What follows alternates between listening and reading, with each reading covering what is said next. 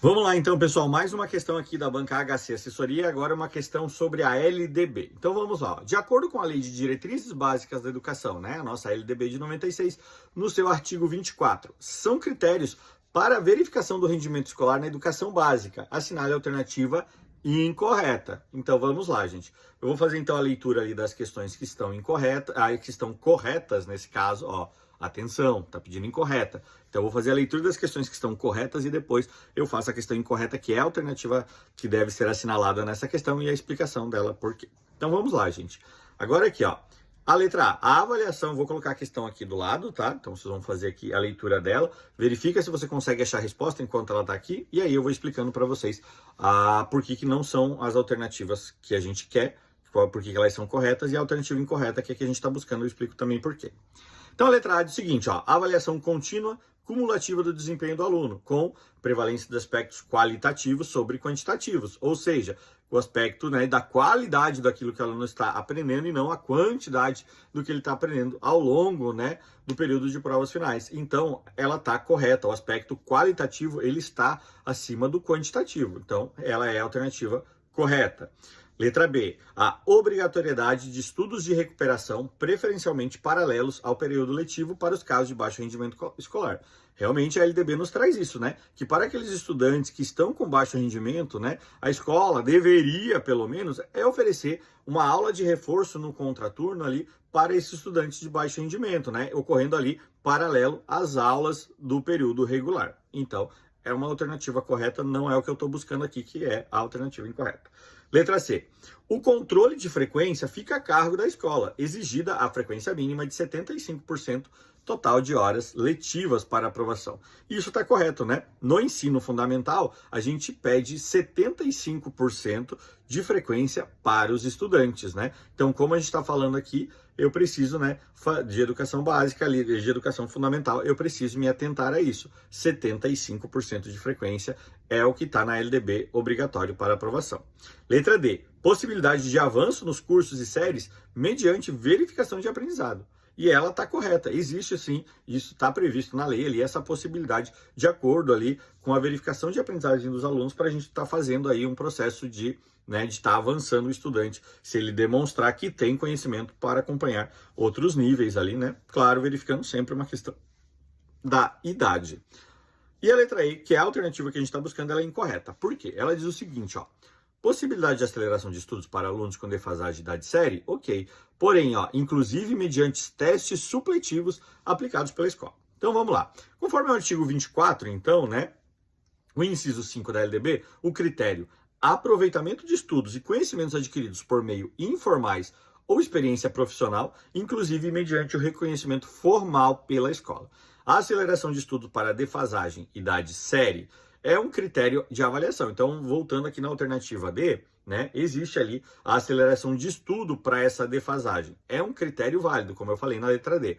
Porém, a LDB ela não prevê mais o uso de testes supletivos aplicados pela escola para esse fim, tá? Além disso, a aceleração é para alunos com atraso escolar e não se aplica a testes supletivos. Esses testes supletivos, elas são instrumentos certificados, né, de certificação para tanto o EJA, né, quanto o INSEJA, tá? Então, gente, teste para aprovação para aceleração, incorreto, não pode, tá? Verificação mediante o que o aluno sabe, o aprendizado, isso pode, para estar fazendo uma aceleração aí, uma aprovação. Tá bom, pessoal? Até a próxima questão.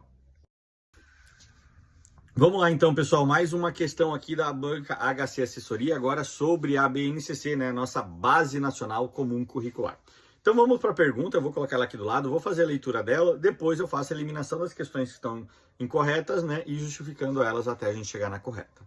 Então a nossa pergunta diz o seguinte, né, que a Base Nacional Comum Curricular, em sua estrutura, apresenta as competências gerais para a educação básica, né? Essas competências expressam aprendizagens essenciais que devem ser garantidas a todos os estudantes. Assinale a alternativa que apresenta uma das 10 competências gerais para a BNCC. Vamos lá, gente. Letra A. Utilizar a tecnologia digital apenas para fins de pesquisa e desenvolvimento profissional, evitando o uso em sala de aula para não dispersar os alunos.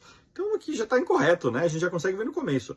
ali já na palavra apenas, né? A gente já sabe que a nossa base nacional comum curricular, ela é bem abrangente. Então, quando fala apenas para fins de pesquisa, evitando o uso em sala de aula para não dispersar o aluno, eu já sei que está incorreto, né? Isso aqui não tem como ser uma questão correta.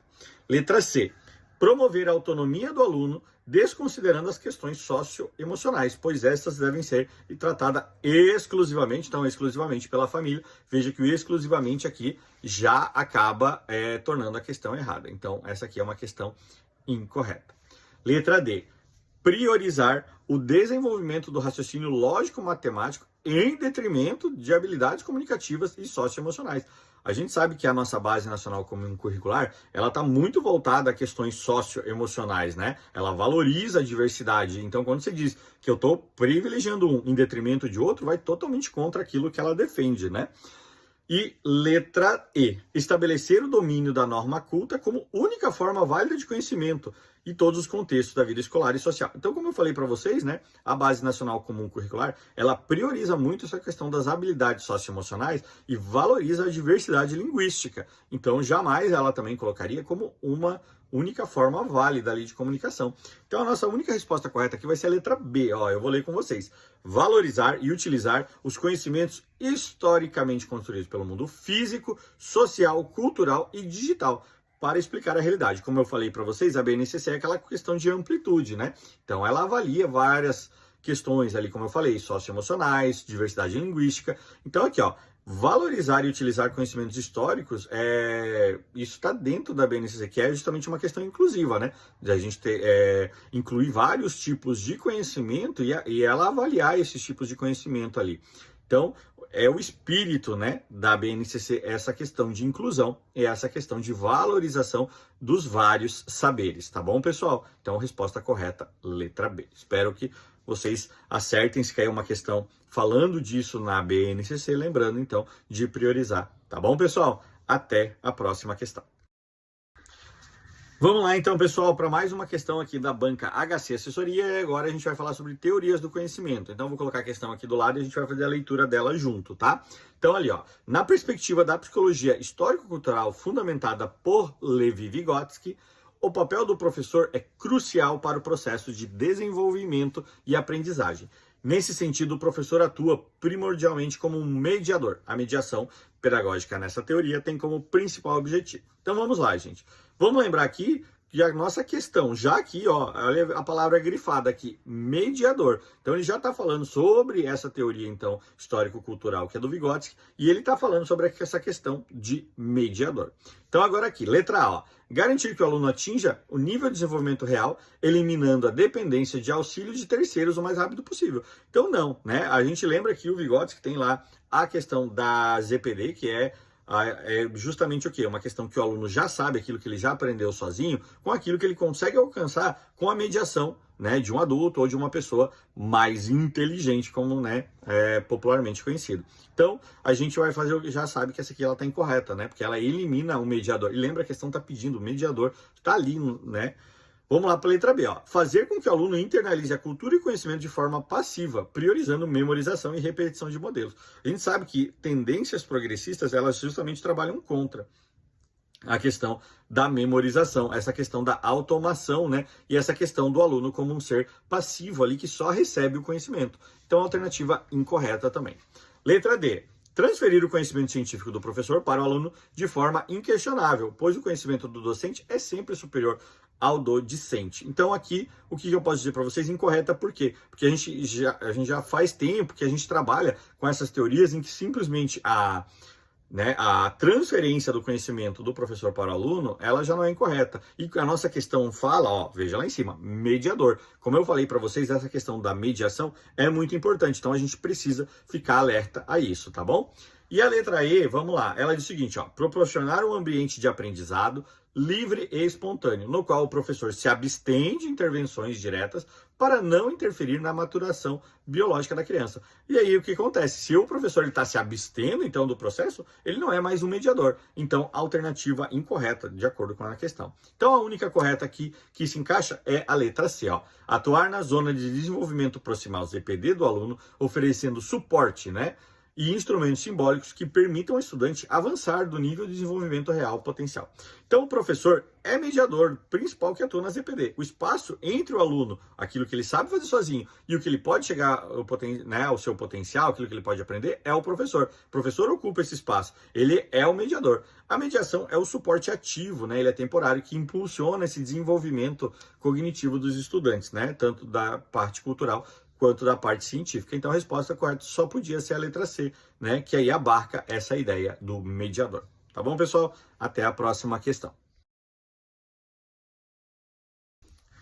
Vamos lá, então, pessoal. Correção aqui de uma questão que caiu, né, da banca HC Assessoria, né, da área da educação, que foi feito um processo seletivo para professores. Então, bora aqui para uma questão. Essa questão, eu vou colocar ela aqui do lado, é sobre, né, as tendências pedagógicas, e eu vou ler o título aqui com vocês primeiro. Então, o movimento da pedagogia nova ou escola nova, que se contrapõe ao modelo tradicional de ensino, trouxe importantes mudanças para a prática da educação brasileira. Assinale a alternativa que melhor descreve uma característica central da tendência progressista libertadora de Paulo Freire, que diverge tanto da pedagogia tradicional quanto da pedagogia nova. Então vamos lá, gente. Vamos pensar o seguinte aqui. Primeiro de tudo, a questão aqui da pedagogia libertadora, né? Ela é uma tendência progressista, né, de Paulo Freire, caracterizada principalmente pelo cunho político e social. Então, ela utiliza o diálogo entre os temas geradores extraídos do contexto do aluno para promover a reflexão e a consciência social crítica, tá? Então, eu vou colocar aqui a descrição, né, da tendência da pedagogia libertadora, para que vocês possam dar uma lida, enquanto eu vou eliminando aqui as alternativas que não tem nada a ver com isso, nada a ver com o que eu acabei de falar para vocês. Então, a letra A diz o seguinte, ó, a letra A ela diz, ênfase do desenvolvimento de métodos de ensino-aprendizagem que visam a eficiência, a produtividade do indivíduo para o mercado de trabalho. Então, a gente sabe que as tendências mais progressistas, elas não falam de mercado de trabalho, elas até trazem algumas sobre o mundo do trabalho ali, mas não do mercado de trabalho. Como a gente sabe, né, essa tendência aqui do Paulo Freire, como foi falado, é um cunho mais social e político, então, obviamente, ela está incorreta. A segunda diz, centralidade da figura do aluno como ser ativo, mas com foco na aquisição de conhecimentos técnicos, científicos prontos, sem crítica social. Como eu acabei de falar para vocês, né? A pedagogia libertadora é justamente ao contrário. Ela tem ali o cunho, né, político e social, então incorreta também. Letra C. Foco na transmissão de conteúdos universais e atemporais, priorizando a cultura erudita, memorização e conceitos complexos. Então, a gente sabe que isso aqui está errado quando fala de memorização, especialmente de uma tendência progressista, né? Questão incorreta. A segunda é o quê? A letra D, né? Aí eu vou pular a letra D porque a letra D é a letra correta. Então, letra E. Adoção da avaliação somativa como principal instrumento para medir o sucesso ou fracasso do aluno ao final de cada ciclo, separando aptos de não aptos. A gente sabe que jamais essa questão de separar aptos e não aptos ali, né? Medir sucesso ou fracasso, isso está fora, né, das nossas pedagogias atuais aí, então ela é incorreta também.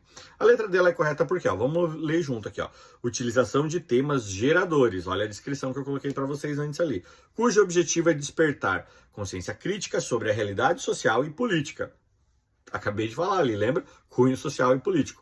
Promovendo transformação da sociedade. Então, pedagogia libertadora, Paulo Freire é isso, cunho político e cunho social, essa questão da transformação da sociedade, né?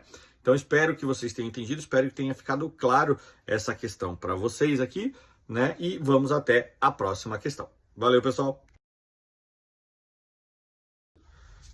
Vamos lá então, pessoal, mais uma questão aqui da banca HC Assessoria, né? E agora a gente vai falar sobre avaliação educacional. Então a pergunta é o seguinte, ó. No contexto da avaliação, como função formativa e reguladora, os mecanismos e instrumentos adotados devem ter como foco o aprimoramento contínuo do processo de ensino e aprendizagem. Sobre a avaliação com função formativa, é correto afirmar que... Então vamos lá, de novo, vamos eliminando as questões incorretas, eu vou explicando por que elas não são até a gente chegar na resposta correta. Então a letra A diz o seguinte, ó, ocorre predominante ao final do processo de ensino, tendo como objetivo exclusivo a atribuição de uma nota que classifica o aluno. Questão incorreta. Por quê? Eu vou botar aqui, né, a descrição mais resumida do que é uma avaliação formativa. Então, a avaliação formativa é o quê? É um processo que acompanha o desenvolvimento do aluno sendo realizada durante o período de ensino, né? Então, o seu principal objetivo é a regulação da aprendizagem para o aluno e também do trabalho que o professor apresenta. Ou seja, né, através ali dos feedbacks contínuos, visando a melhoria desse processo, né? O processo de ensino e aprendizagem. Então, ela é uma avaliação tanto para o aluno quanto para o professor, né? Ou seja, ela avalia ali no caminho, né, se o trabalho está sendo ok. Então, nesse caso aqui é errada, porque ela já fala aqui, ó, ocorre predominantemente ao final. Então, incorreta por causa disso aqui, tá? Letra B. Baseia-se em provas e exames de desempenho de alta pontuação, buscando medir a aquisição máxima de conteúdo em um tempo fixo e limitado. Então, tá errado, né? Como a gente falou, a avaliação formativa ela é justamente ali para dar esses feedbacks, né? Para ir ajustando o trabalho do professor ali com o estudante, né? E ela não tem essa questão de foco em desempenho, né? Foco em provas. Letra C. Prioriza a comparação do desempenho do aluno com a média da turma, reforçando a competição e o ranqueamento dos estudantes. Tá óbvio, né? Reforçando competição e ranqueamento de estudantes, isso aí jamais estaria, né, hoje dentro das nossas tendências pedagógicas, né? Então, tá incorreta por isso. Vou pular. Letra E.